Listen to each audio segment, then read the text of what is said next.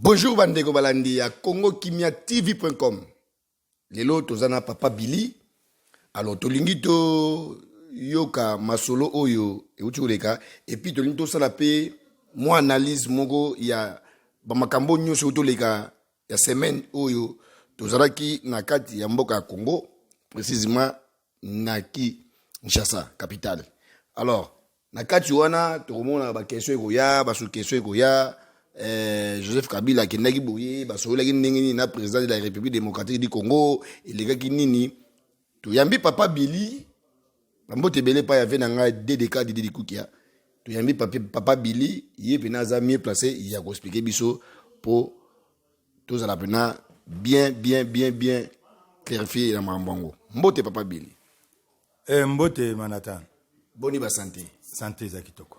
Alors papa Billy toko tagara na viva lesolo na biso toyoki masolo eza na kati kuna ya Congo eza ya kobeba oko expliquer biso ebebi nini. Au fait koloba kena expliquer ezali trop dire mais nazo pesa façon nga na moneli semaine oyo ndenge makambo elandani donc ndenge tozuba information totangi toyoki Toko Banda, par exemple, début de la semaine, Ezalaki Massaro arrêté week-end passé. Aleki na semaine yo, il paraît qu'à Sambité, Ponya Sambité, batu tchaba raison et belé. Mais à vrai dire, quand on lit bien les choses, au moins naga que à éviter que ça parce que Kamere n'a pas Sambité. Ce qui y a meki koloba Makambulelo. Et que après contredire oyo caméra ya koloba comme bakutanité batuna bango pe bakuta basali ke ba échanger ba point de vue et ko risquer et tia moi ba na procès ya caméra wana ezali ndenge to analyser bon. À part Wana, tu as comme likambo ya Ibrahim, Kabila, Abimi. Vous voyez, donc il n'y a que Makambo sur Makambo. Donc les Olandana. Donc dans une période moko, en tout cas très délicate, parce que ndeng Makambo zo kendele, tu y habité ceux qui dans 2 semaines, 1 mois, 3 mois, tu as une situation in Congo. Makambo Kabila yé. Toyoki alobi ye azaboye bamususu bazaboye te bamususu kuna ba soutenir ye bamususu bazo soutenir ye te ba nani pasteur Mungalo bakoti ba makambo ekoti kilikili. Donc pour dire que c'est vraiment mouvementé la politique. D'accord. Après wana toyeko yoka mukuna na prison balingi ba bomaye bazo landaye mais likambo pinza oyo ezako préoccuper biso ezali oyo toyoki si il s'avère que Ikambo balobi ezaya solo. Alors attendons-nous à beaucoup de rebondissements et vous allez payer à Makasi. OK. Papa Billy, s'il vous plaît, soukana nou wana toujours na Massaro. Mais tout moni na ba journal, tout moni na ba internet, bazolo ba Massaro aleka ki déjà na bar, asamba ki déjà. Alors awa yo zolo ba biso ke asambité pour na caméra nano asambité. Est-ce que Massaro nenga koti na boloko caméra aja au courant ou pas? Wana na koko répondre te Massaro aleka ki devant le procureur. Asambité. Mais ba tourner ba question a boy ko répondre. Donc tokolo bateka asambi. Donc peut-être avocat na azaki te. Ko bima wana na ko samba eza différent. Ko samba c'est-à-dire ba tourner mituna il y a à répondre. Mais il y a boy qu'on répondre. Donc, à Sambina, à Sambité. Donc, à comparer ça qui met à Sambité. Pourquoi boy? Il y a yebi pour nani. Ndenga zawana azana ba conseiller na ye. Azana ba avocat na ye. Ayebi pourquoi à Sambité. Ezali stratégie moko na affaire judiciaire nyonso. Ezala kandengi wana. Olanda kaka oyo bazo mema bino bazo yebisa yo. So ba bino kolobelo côté ezali mieux que ce ko lobi eloko si monango ya ko balukela yo moko okolo likam. OK. De préférence par mesure de précaution bat mingi ce que vous assurez à likambo ou bien oyebi ke okoki ko faire couler le mieux est de se taire. Okay. Merci papa Billy. Alors toi qui n'as moi vite fait Kabila a accueilli côté la président Félix Tshisekedi et là on est leki.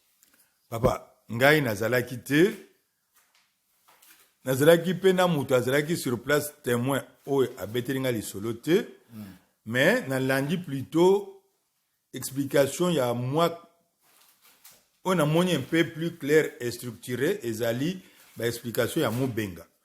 Certains compatriotes à ça la kaba émission à partir à Washington aux États-Unis. Il y a lobby boy. Likambo et sali que Félix na Joseph Bayoka na bien te ezali décision ya cour constitutionnelle. Tango baati ya kei na likambo na ye na nene pona AFDCA baswani comme devant ba juge ya cour constitutionnelle pour bakata likambo bango ba lobby na bango ba répondre bango que ni FCC ni cash ni AFDC ba o ba groupe ba regroupement wana nyonso ezali ba plateforme électorale et ça la makatango ya élection pour bokende nzela moko. Donc ce qui est élection est l'équipe, le résultat est bimi. À partir du moment où on a eloko wana existence nango, ils ont utilité parce qu'ils ont une personnalité juridique t. Ils ont toyokani to se mettre ensemble tokei. Tango tota koya kotala siko makambo o etali majorité, nombre de députés, majorité parlementaire. Oh, c'est là que après l'élection, il fallait que le président, selon l'article 78 de la Constitution, a nommé un informateur.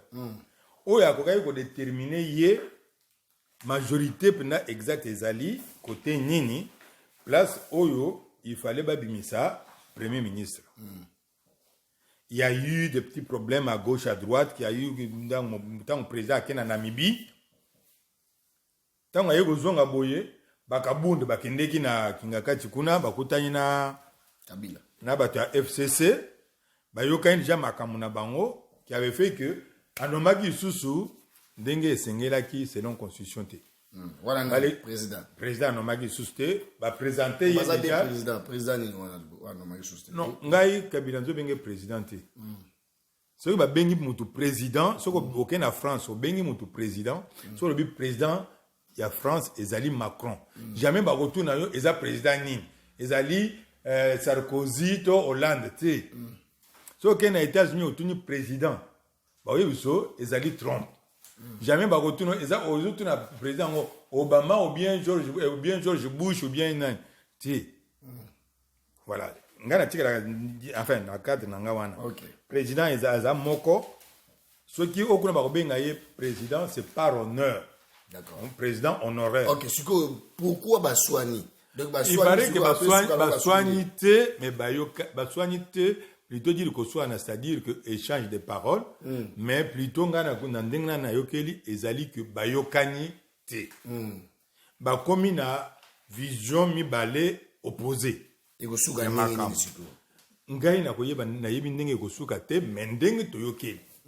Ezali que président Félix pour le moment, la moyen, ce qui moyen Zali à revoir tout ce qu'on a appelé.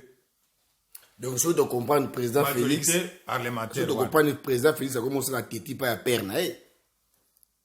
Naïe, tu sais que c'est père naïe. Bien partenaire. Après ça, c'est Makambo. Bon, entre parenthèses, oh, mo benga motorobité, oh, nga monazolo. Ngai na lecture na ngai. Il y a passation à pouvoir dans le Bakaboui. Kabila, n'enga zalaki na position na yewana. Si il n'a pas été forcé par quelqu'un à concéder pouvoir, bon na zolo bango, vous pouvez vérifier comme vous voulez. Kabila soki azaki forcé te alingaki kopesa pouvoir te alingaki kima bato bakufa nalingi nayebisa yo justement yango nazokende soki Kabila pesa pouvoir na Félix tokende ke gauche droite te toyebaka ke bapays na biso ndenge eza wana ezali dirigé par bagrande puissance libanda oyo bayaka même bosala élection bayebisi bino ke yo moto organiser élection okoleka lisusu te baloyo pouvoir quel que soit le résultat qui va sortir moto akozala président ezali tel de l'américain balobaka ndenge balobaka ok to pour mettre tout les côté wana balobi ndenge wana alinga te négociation ezalaki na niveau nini akokaki ko changer position na bango te négociation ezalaki qu'est-ce que je serai après le pouvoir voilà a négocier na niveau wana o bayokani na ba kolo na bango o ba tia bango mibale o ba dai ko soutenir ye